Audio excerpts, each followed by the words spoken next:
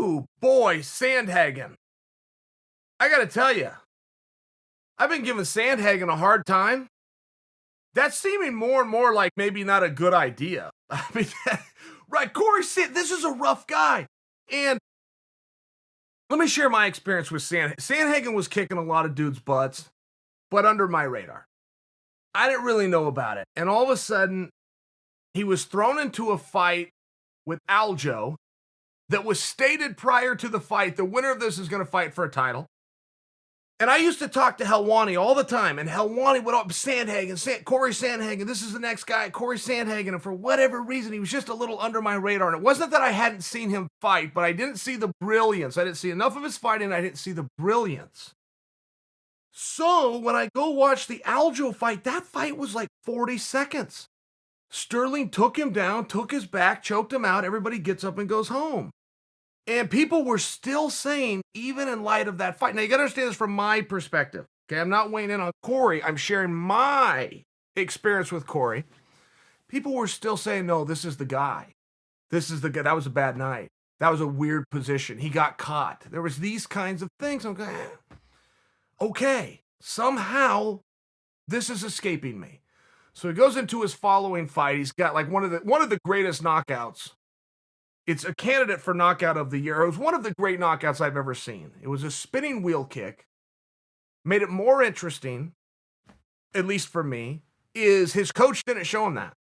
Because of the pandemic and Cory's inability to go into the gym, he was working out in the garage, and he had like either a practice dummy or a heavy bag, something along these lines.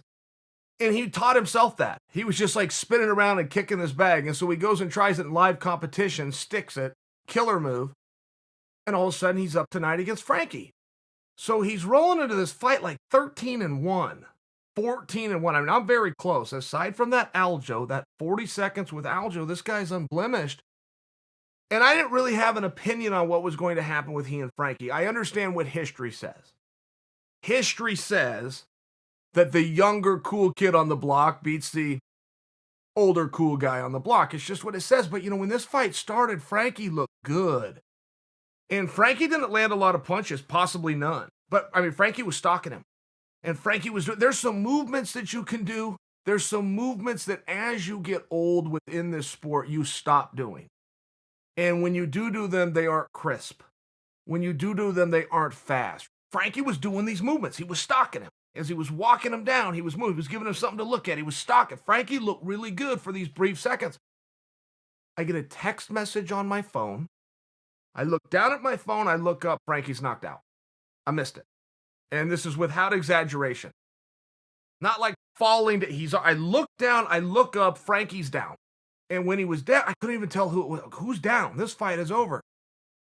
Daniel Cormier starts saying something about, it's a flying knee. And I stick around. I watch for the replay, and sure enough, as Frankie's stalking him, Sandhagen just jumps in the air and throws this knee. But of the 3 fights I've seen of Sandhagen that I can recall, and I got to throw the Aljo one out, right? He got taken down. It was one position. I will concede that back. To the people that say he got caught, I will concede it was one. He only lost one position. It cost him the fight, but he lost one position. When I'm watching Sandhagen, man, this guy's a problem.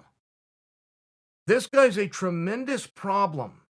There's very, very few guys that have range, that have a reach advantage, but have the foggiest idea what to do with it. And when I say few guys, I don't mean active guys. I mean ever. You got to go back to 89 and watch Thomas Hitman Hearns to find a guy in the boxing world that knows what in the hell to do by having a longer arm than someone else. An announcer will always come out to a reach advantage. An announcer will talk about a reach advantage. I don't know. I haven't the foggiest idea why we mention reach. Just because it's such a useless stat in the broad stroke. In a broad stroke, that you got to go back to Thomas Hearns. Now, in the world of MMA, John Jones would understand reach tremendously. Dan Hooker understands reach. And then you go to Sandhagen. One of the few guys, but the only guy within the division. I bring that to you because if you understand reach, if you understand how to keep somebody at bay, including jumping in the air, now you're using other points. Now you're not just using the hands like the Hitman. You can use your elbows. You can use the kicks. You can use the knees. You've got 8 points. That's a problem. And it won't particularly matter how good of a wrestler you are, even if you saw Aljo go out and take him down and get him there. If you understand range, you can just keep a guy at bay. A wrestler must be what's called within arm's reach. He must. He is trained that way. Frankie, who's a wrestler, is never going to try to take you down.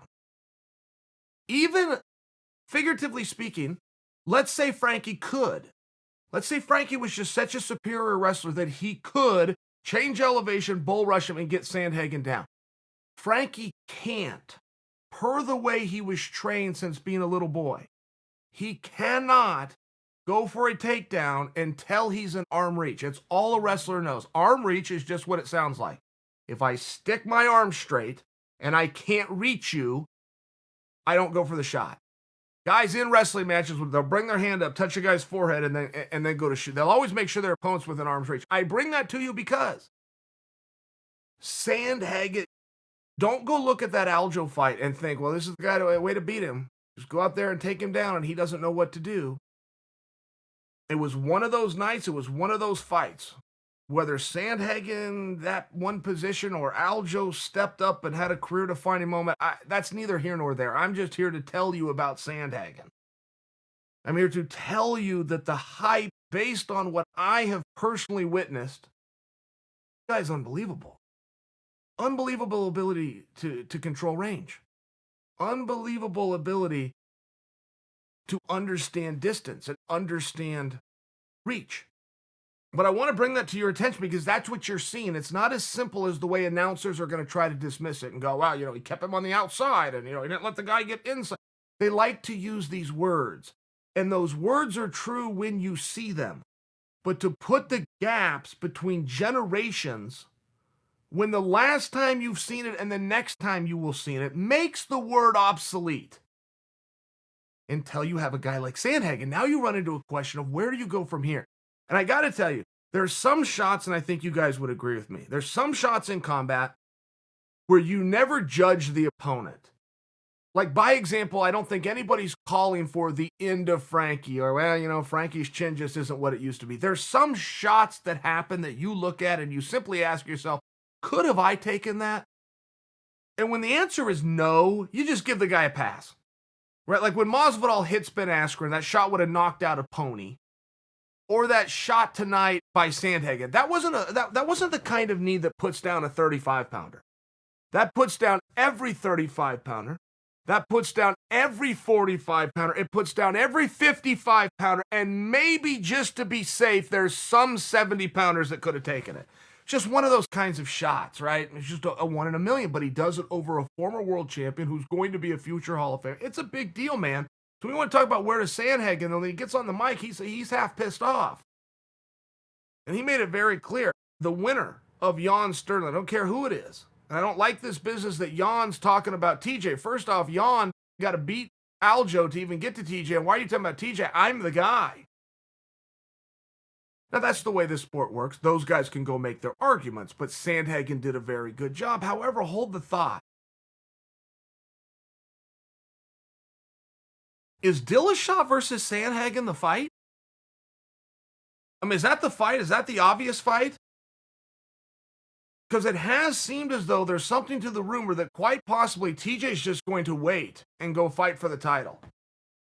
I mean, the mere fact that TJ Dillashaw, the champion of the division who never lost the belt and is now back, oh, and by the way, has been licensed now for just better than 3 weeks and hasn't had a fight announced. That doesn't mean anything, but that's what we have as a clue. Is somebody thinking of just keeping TJ on ice until this fight is over? And if the idea is to keep a guy on ice, does TJ just get passed over and Sandhagen steps in? Or do we have that fight, but we get these guys together in between? I have the foggiest idea. I'm asking you guys what you would like to see, because that's what's going to happen. What you want to be the answer there. If you are representative of the masses, that's what's going to end up being the answer. But it sure looks like we got a lot of really good options. It sounds like at 135, you got a lot of fun. We've been arguing at 155 who it's going to be. I'm sure that's very frustrating for those athletes. I'm talking about for the division and the sport and the industry and us as viewers. That's just a wonderful problem to have. sitting around arguing who should be the number one. That's just a great, great spot to have. And I feel like 35 is in that position. And they're in there because of Sandhagen.